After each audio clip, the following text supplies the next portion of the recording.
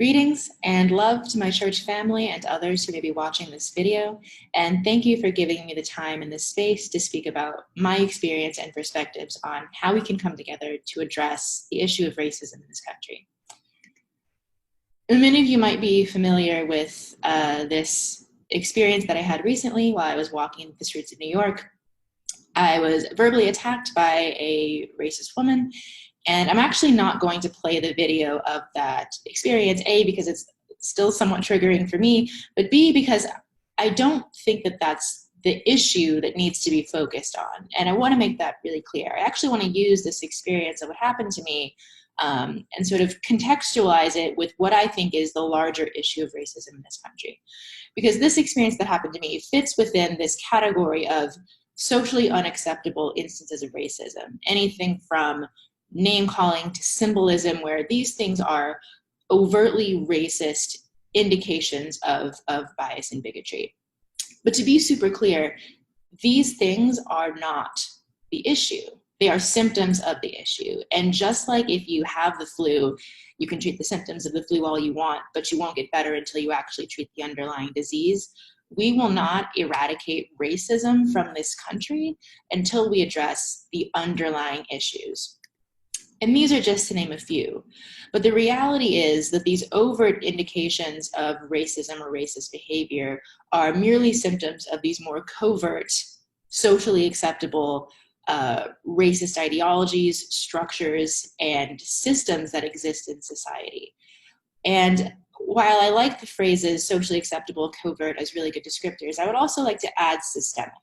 And that's kind of the phrase that I want to focus on today, is that these things are so deeply ingrained in the way that our society functions that they're normal, that they are just part of the system in which we operate day to day, and we don't even see the racist undertones in history that might go into these institutions and systems in which we operate.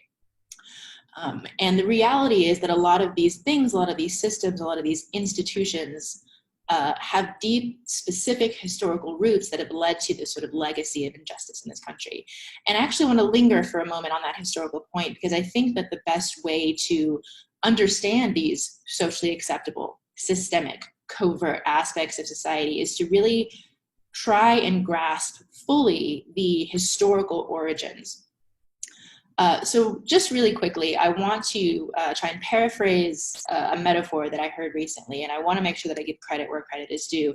This was originally spoken by an activist named Kimberly Jones, and there's a video online that can be shared.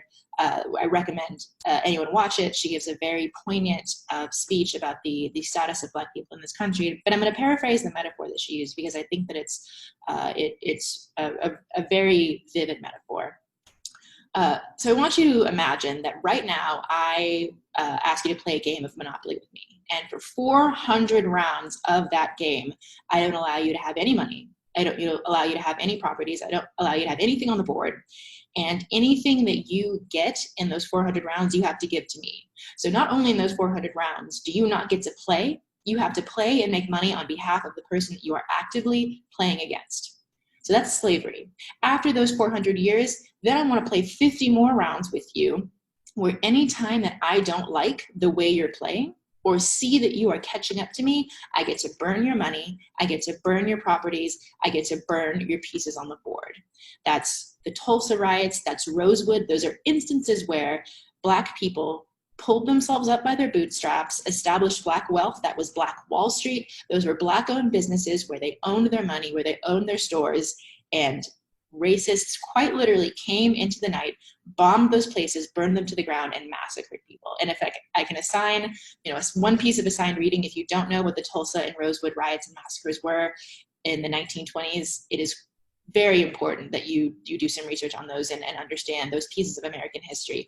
I myself did not know about those instances until I went to college, and it's a whole other conversation about the failings of the education system to include African American history in American history. But anyway, so for those 50 rounds, if I don't like how you play, I get to decimate all of the productivity that you've accomplished in that amount of time. So then after 450 years of you not getting to play or not getting to advance, now I finally say, okay, now you can catch up. that is the state that we're at now. And the question is, how are Black people and brown people supposed to advance in a game that is so clearly rigged?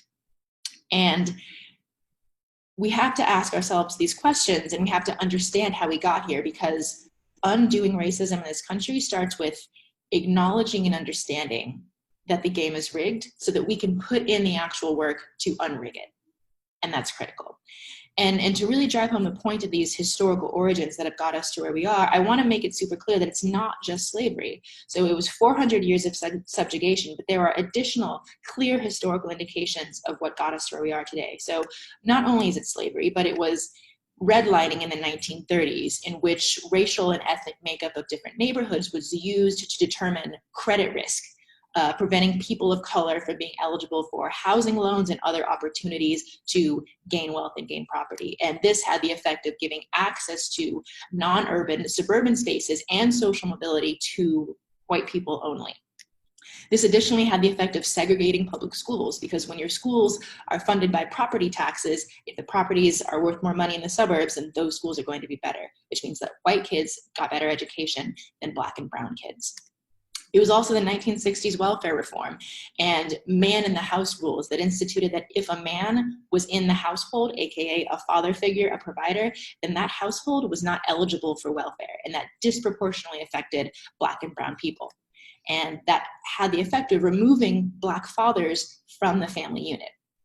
It was the 1960s municipal response to the civil rights movement, where because municipalities were so determined not to integrate, they went through and destroyed public health and public service offerings like public pools. They were either destroyed or filled in, creating an entire generation of Black people that were deprived of access to pools and deprived of the opportunity to learn how to swim.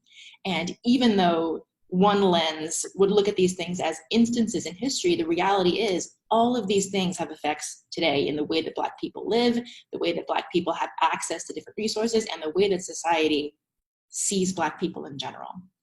So all of this context is to provide a little bit of information about where I fit in with this as a graduate student at an elite university who's also a person of color. I am currently the co-chair of the Yale Psychology Graduate Committee on Diversity and Inclusion, and essentially our role within Yale Psychology is to work to increase inclusivity and diversity within our department and within the fields of science, technology, engineering, and mathematics in general. And one of the ways that we are working to do that, the way that we're working to affect our own institution, is by fighting to expand the pipeline to higher education. It's kind of a known thing that as people ascend the academic pipeline, it becomes less and less diverse because of systemic barriers for people of color. So we've been working on affecting this pipeline through outreach to underrepresented minorities. And we've done this in many ways this summer, including a 3-hour boot camp where we reached out to students of color and gave them all of the tips and tricks for applying to graduate school, a virtual sneak peek event where we paired students up to mentors who have been helping them create their applications and do other sort of prep work for getting into graduate schools. All of these things targeted at underrepresented individuals interested in having access to STEM and STEM education. Aside from that, of course, I've also gone to many protests with colleagues of mine, and we've been present at many different rallies and vigils and marches in order to elevate these issues of the Black and brown existence in this country. So that's the work that I've been doing, and it's never done, and there's plenty of things that I could and should be doing, and I'm always looking for more ways to get involved.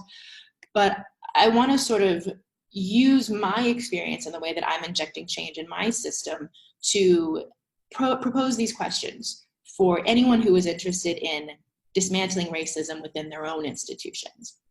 And this is just a place to start. This is by no means an exhaustive list, but it's one way to sort of frame how you conceptualize systemic racism as something that you might not see, but that could still be there, and then work to dismantle it. So all of these questions are things that you can start asking yourself. Are there people of color in your institution, point blank? That's the first step. Are they in positions of leadership? Or are they primarily custodians or in other service roles? Are they visible in your institution, your church, your school, your company, what have you? And are they primarily in entry level or temp work, or are they CEOs? Are they leaders? Does your institution have a dedicated process or team or committee or pipeline for increasing internal diversity?